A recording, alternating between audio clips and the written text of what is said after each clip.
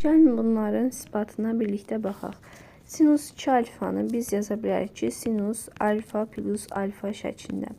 Və toplama düsturlarına bilir ki, bu sinus alfa vurulsun kosinus alfa, üzərinə gəlsin sinus alfa vuraq kosinus alfadır. Yəni buradan çıxır ki, bu bərabərdir 2 sinus alfa kosinus alfaya. Bunun isbatı buradan bitər.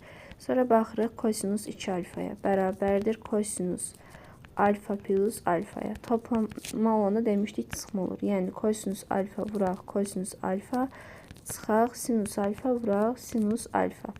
Buradan da alınır ki, kosinus kvadratı alfa, çıxaq sinus kvadratı alfa. Bunun da isbatı buradan bitir. Tangens 2 alfanı yenidən yazırıq. Tangens alfa plus alfa şəklində. Bu da olacaq tangens alfa plus tangens alfa bölünsün 1 çıxaq tangens alfa vuraq tangens alfa şəklində. Bu da olacaq 2 tangens alfa bölünsün 1 çıxaq tangens kvadratı alfa. Son ikisinə baxaq. Kosinus 2 alfanı biz yazmışdıq ki, kosinus kvadratı alfa çıxaq sinus kvadratı alfa. Əsas eyniliklərdəndir ki, sinus kvadratı alfa ilə kosinus kvadratı alfanın cəmi 1-dir.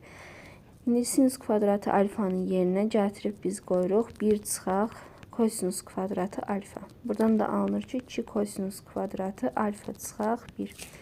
Bir dəfə də kosinus kvadratı alfanın yerinə 1 çıxaq sinus kvadratı alfa yazırıq.